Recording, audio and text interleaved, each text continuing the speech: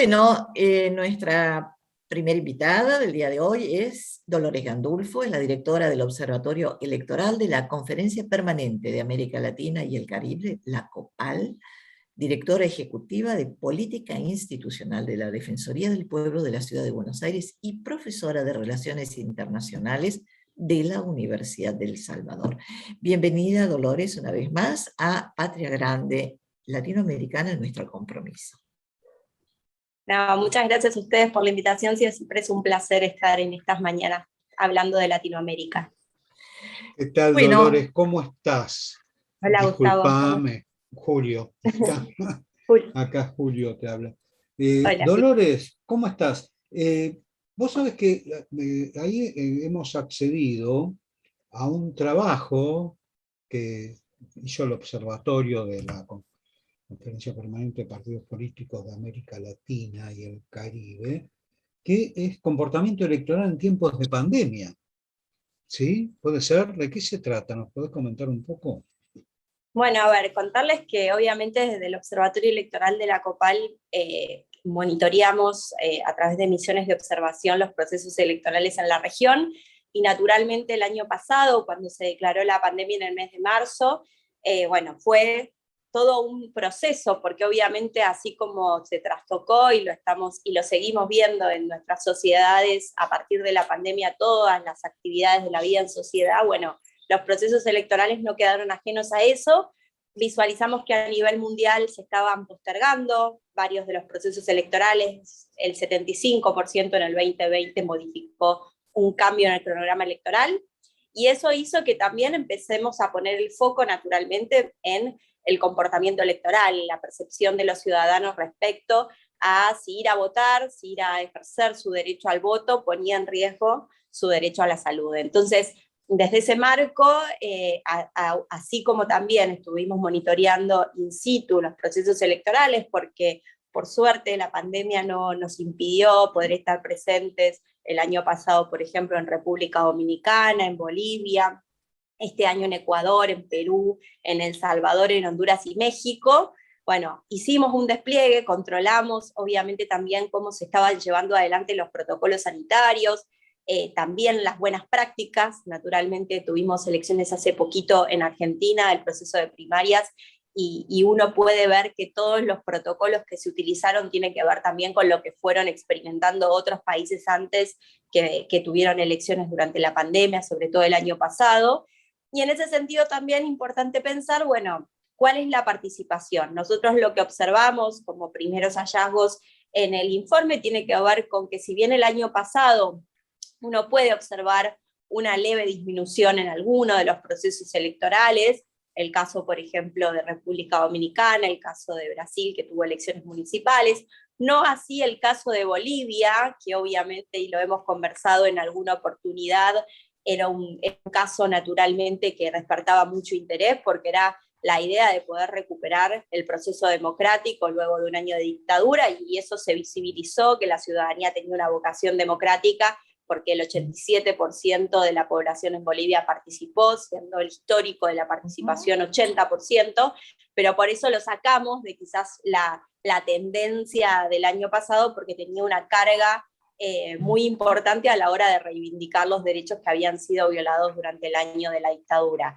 En el caso de los procesos electorales que visualizamos este año, no visualizamos una merma en la participación. Dicho sea de paso, en el caso, por ejemplo, de México hubo un aumento de la participación respecto a elecciones anteriores. En el caso de Ecuador, que fueron dos procesos, tanto la primera vuelta como la segunda vuelta electoral, visualizamos que tenía, digamos, la disminución era menor al 1%. Sí, en el caso de Perú, que recordemos venía de una crisis institucional del año pasado, con 4 presidentes en una misma semana, bueno, efectivamente eso, más la situación sanitaria, que 3 días antes del proceso electoral salieron datos que desmentían datos oficiales con respecto a la curva de contagios, efectivamente hace que la ciudadanía tenga más reparo. Pero cuando uno ve el mapa general, incluido Uruguay, que también, si bien no tenía en el momento que se realizaron las elecciones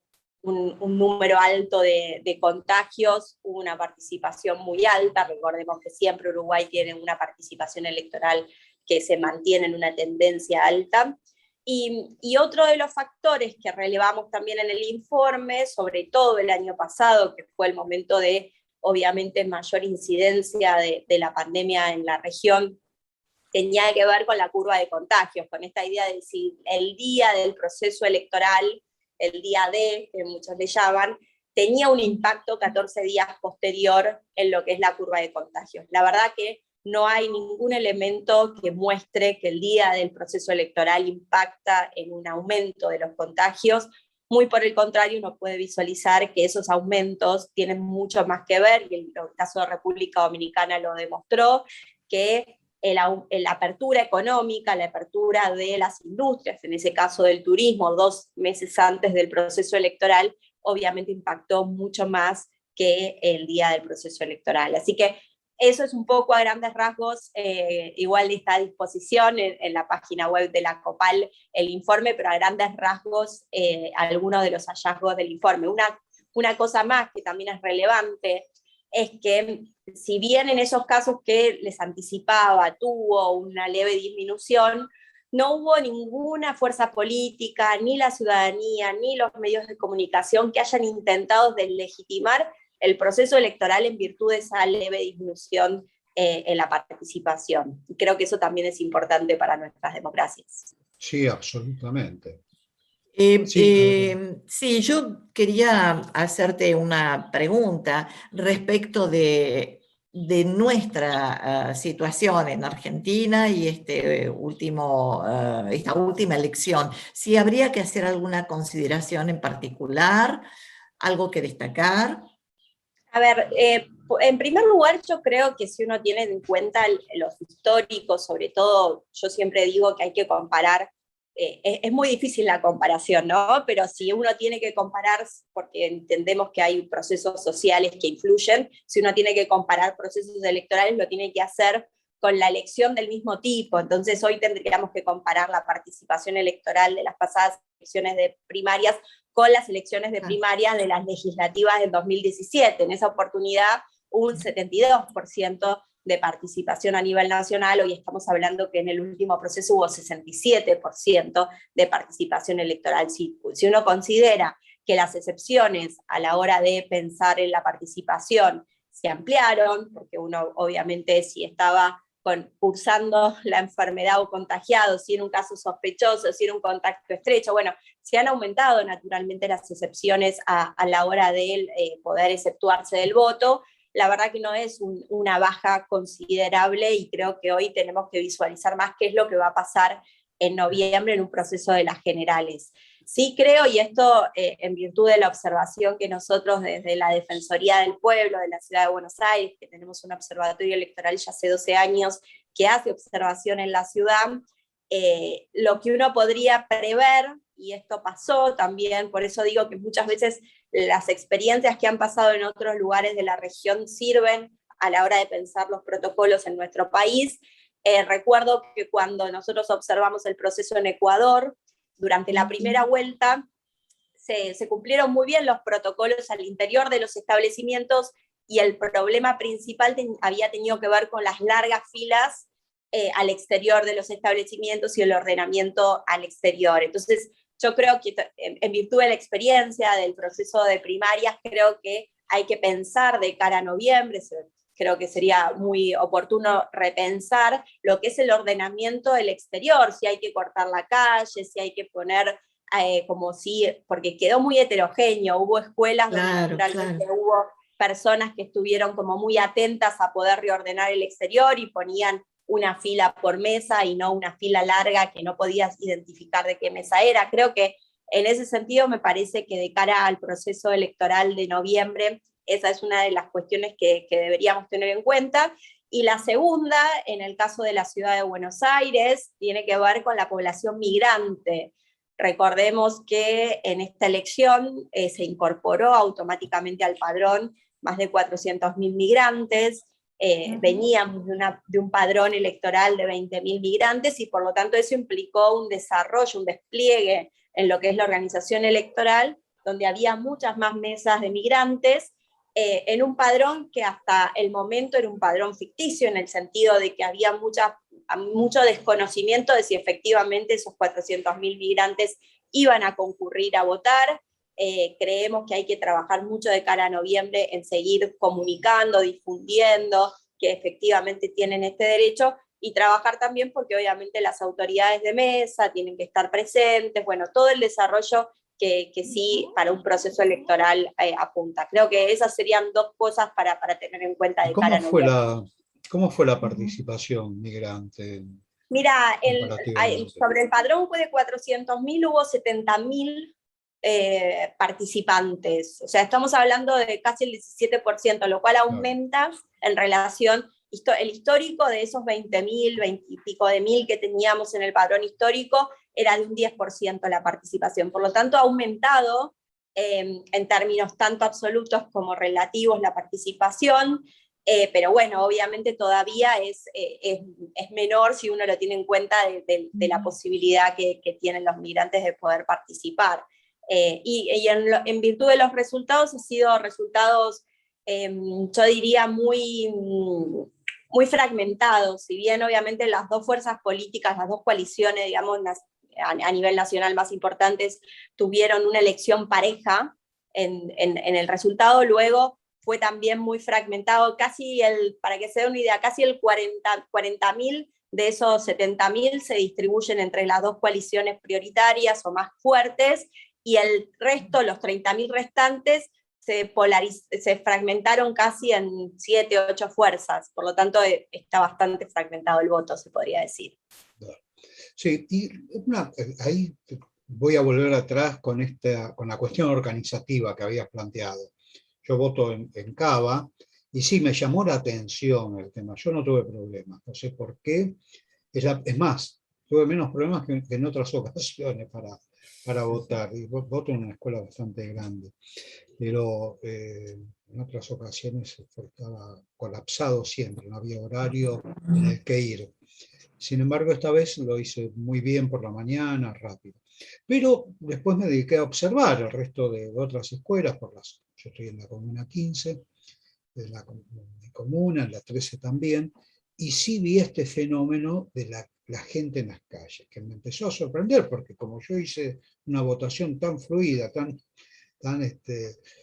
buena, tan rápido y demás, tan cómoda, me sorprendió la cantidad de gente en las calles, y ahí sí como que falló, ¿no? El tema de la previsión, vamos a tener una estrategia de planificación de esa posibilidad, y bueno, y eso sí, me preocupaba porque, bueno, esto, la gente, por el contrario, estaba en la calle y estaban muy juntos, es muy difícil la distancia social. Además nosotros somos muy peculiares en ese sentido, ¿no? Nos juntamos 3, 4, 5 personas, enseguida tendemos a acercarnos. Bueno, los seres humanos en general hacemos eso. Pero no vi que hubiera, en la medida que se desarrollaba la votación, digamos, la jornada, de que hubiera modificaciones. Y además, con el error de que hay muchas escuelas, las conozco bien, que tienen patios muy grandes internos, y no hacían pasar a la gente a formar adentro, y los organizaban mejor. Entonces se daba ese fenómeno de que estaban las mesas vacías, ¿no? Y la gente amuchada en el exterior. Digo, cuestiones, ¿no?, organizativas que a veces me parece que influyen de alguna manera, y pueden tener, digamos, pueden incomodar, y eso después a la gente, sobre todo a la gente más grande o que tiene algunas dificultades, digamos, no beneficia como para que den ganas de ir a votar en esas condiciones. Entonces, como que habría que afrontar una comunicación en ese sentido también, ¿no? Digamos, para Sí, subsanar. lo que vos decís, Julio, la verdad que lo vimos en muchas de las escuelas. A ver, una de las cuestiones, naturalmente el protocolo era muy preciso con la cantidad de personas adentro de los establecimientos. De hecho, nosotros incluso como observadores no pudimos observar el interior de los establecimientos específicamente por el aforo, pero sí lo que creo que obviamente uno tiene que repensar es en decir, bueno, uno quiere promover el voto y que, bueno, que todas aquellas personas que quieren participar puedan hacerlo también de la manera más tranquila posible. Y eso tiene que ver, por un lado, con que, bueno, con que el establecimiento abre en hora. En eso hay una gran diferencia entre lo que es el voto migrante y el voto de lo que podríamos decir las mesas nacionales en la ciudad. Hubo muchas mesas migrantes que por ausencia de autoridades abrieron más tarde, y eso obviamente hace que si alguien va a las 9 de la mañana y no puede, y la misa todavía no está abierta, naturalmente se va y no vuelve. Y obviamente la acumulación en el día hace que las colas se hagan más largas. Por otro lado, uno puede ver que hay, de hecho nosotros hicimos un relevamiento relevando directamente y preguntándole a la ciudadanía cómo había sido su experiencia. En este sentido, como no podíamos estar adentro del establecimiento, le preguntábamos a la salida cómo había sido la experiencia, si había sido segura, si se sentía o recomendaría a aquellas personas que por ahí no quisieron ir a votar en virtud de la pandemia que participen, y la verdad que casi el 80-90% de la ciudadanía decía que lo recomendaría y que había sido una actividad segura, y creo que eso es lo que hay que tratar de transmitir para hacer ese aumento de cara a noviembre. Dolores. Dolores. Bueno, disculpame, pero ¿cómo nos estamos aproximando? Qué sincronización, diría yo, porque dijimos Dolores simultáneamente. Te agradecemos, porque ya el productor nos está diciendo que tenemos que pasar a tanda, así que, bueno, muchas gracias por habernos acompañado. Y vamos a recomendar el informe, porque vamos a felicitar al Observatorio Electoral y a nuestra representante, digamos, en el observatorio, que está a cargo del Observatorio Electoral de la COPAL, además, y vamos a recomendar, porque aparte es bastante interesante, porque aparte hay comparaciones con elecciones en Europa y en otros continentes, ¿no es cierto? Esto es un informe que salió en septiembre, o sea, reciente, 2021, comportamiento electoral en tiempos de pandemia 2020-2021, del Observatorio Electoral COPAL, de la cual Dolores Gandulfo es la directora. Así que bueno, Dolores, felicitaciones por esto, felicitaciones al Observatorio también y todo el trabajo que hacen desde la Defensoría del Pueblo, de la Ciudad Autónoma de Buenos Aires, y bueno, que vamos a tener seguramente en otra ocasión. Por supuesto, muchas gracias y estoy a disposición. Muchas gracias. Muchas gracias.